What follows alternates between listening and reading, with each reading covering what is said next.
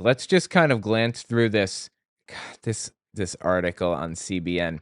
Witchers report their spells against Trump aren't working. He has a shield. Let's listen on the natural reader here. Witches are targeting Trump again. In the photo on the right, Trump speaks at a campaign rally at Madison Square Garden, October 27, 2024, in NYC. For the record, the Nazi Party in the United States, it was called the America First Party in the 1930s. They held a rally at Madison Square Garden also to support the Nazi movement. And, 100 years later, we have Donald Trump representing America First, holding a rally at Madison Square Garden. Again, just putting it out there. From dabblers to hardcore practitioners, witchcraft has been on the rise in the US in recent years. It has become so trendy that there's an entire TikTok hashtag dedicated to witch talk, and it's got billions of views. The occult has gained popularity in the political realm as well, once again on display during this election season. The occult has gained popularity in the political realm as well. In the lead up to the presidential election, witches were trying to cast spells against Donald Trump, but this time around they were reportedly frustrated that their spells weren't working. Reportedly frustrated that their spells weren't working. Who reported this? The Toronto Star reported on one example in which a group of roughly 100 witches had been gathering by Zoom to attack Trump in the spirit realm. Armed with orange... The Toronto Star? The Toronto Star reported on one example... Hold on. The Toronto Star? What the hell is Toronto Star? It's a Canadian English language broadsheet daily newspaper owned by Toronto Star Newspapers Limited, a subsidiary of Torstar Corporation, part of Torstar's daily brand news. Yeah. This isn't really giving me any useful information. Why would Toronto Star report on this? Media bias fact check. Toronto Star. Okay, it's left of center and high factual reporting? Did I just enter a rabbit hole? This is the Toronto Star, apparently. Each month, under the glow of a waning crescent moon, thousands of American voters, who also happen to be self-identified witches, gather online and in person with one goal: preventing Donald Trump from winning the presidential election. Armed with orange candles, tarot cards, and a not-so-flattering photo of the former president, they cast a spell to block his return to the White House. The final words of their synchronized ritual, "You're fired," echo as Trump's image burns to the ground. Okay, this is a joke, right? This is very obviously a joke. Their synchronized ritual ends with the words, "You're fired." Come on. Meanwhile, a very different group has been gathering in packed convention centers and under tents in states across the country. They're devout Christians on a religious political campaign dubbed the Courage Tour, and they are part of a growing movement that embraces supernatural gifts like prophecy and divine healing. Wow.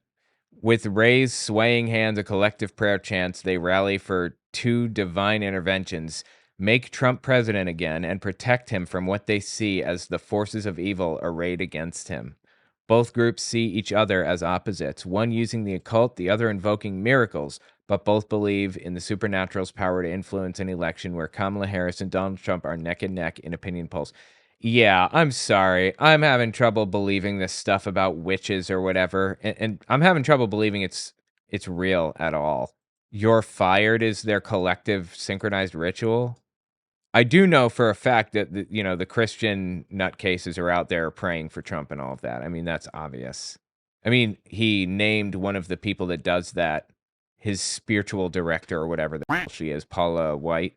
Okay, continuing on with the CBN article. The final words of their synchronized ritual, "You're fired," echo as Trump's image burns to the ground, the Star reported. The group is led by a woman with 25,000 subscribers on her mailing list, and she invited all of them to join her in hexing Trump before the election. How do you know how many people are on her mailing list? Mailing lists are not public.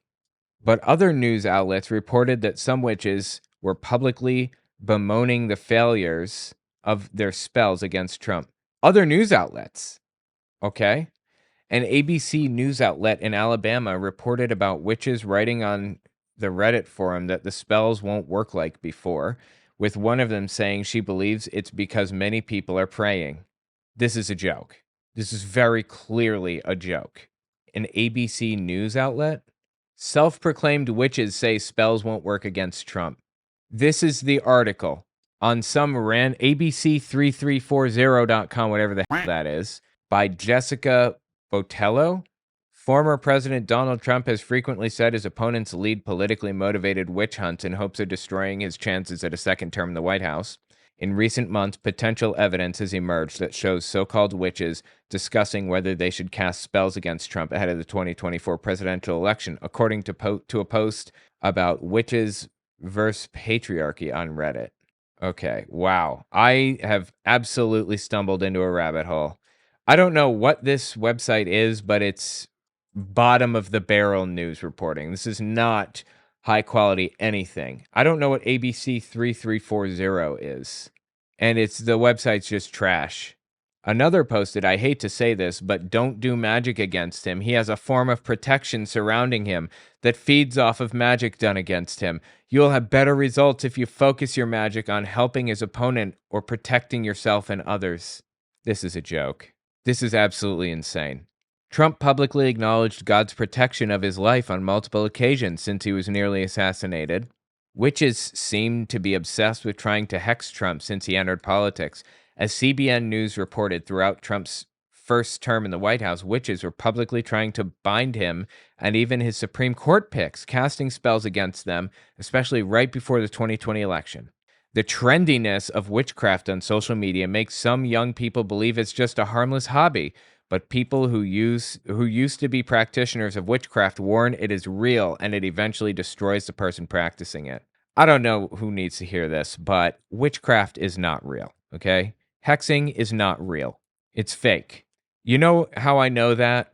If witchcraft were real, it would be weaponized by the military by now. We would have a mage battalion leading the way to turn people into frogs or something. That's also how I know praying your way to a victory in war isn't real, because lots of Christian empires have fallen, and you know they were praying for their victory. Countless people prayed for their cancer to be healed, and it never was. CBN News has spoken with an ex-witch named Jenny Weaver. Oh yeah, I'm sorry, one more thing here. Witches seem to be obsessed with trying to hex him. I don't know where you're hearing this or what witches you're talking to about this or whatever, but this is just complete trash all the way down. You think witches are saying that they can't bind Donald Trump? And was it a joke when they said it? Is a question. What percent of the world is even made up of self-identified witches? How many are there? Like 3? No, I mean, they're out there, I suppose. But this is just absurd. I had such a fear that gripped my life. It crippled me. The next thing I knew, I was seeing things, hearing things, and I was being tortured by demonic spirits that had come in through the use of witchcraft. It was a very scary time. I didn't even want to close my eyes to wash my face. I was that terrified. If you think that it is innocent, I am telling you, it will take you down a road you do not want to go down. And I had to ask the Lord Jesus Christ to forgive me. Weaver encourages others. If you're practicing witchcraft, I'm asking you today to give your heart to Jesus. These people are a joke. You know what this reminds me of? I'll tell you. This is what this reminds me of right here. This is from the Satanic Panic era, 1991, TV show called Pagan Invasion. Satanism exists in this country as it exists elsewhere.